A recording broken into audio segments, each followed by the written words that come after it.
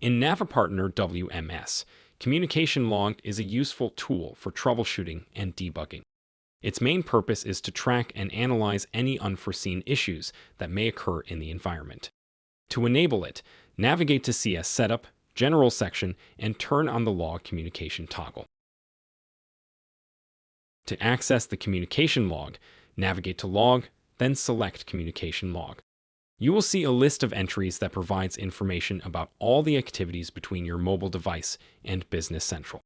Each data request made on your mobile device is recorded in the Communication Log. You can filter the log by its time frame, user, device ID, and location, among other options. If you open a log entry, you may see some additional information on this specific action, as well as data in XML form detailing the request made on your mobile device in the column to the left, as well as the response generated in Business Central in the column to the right. Thank you for watching.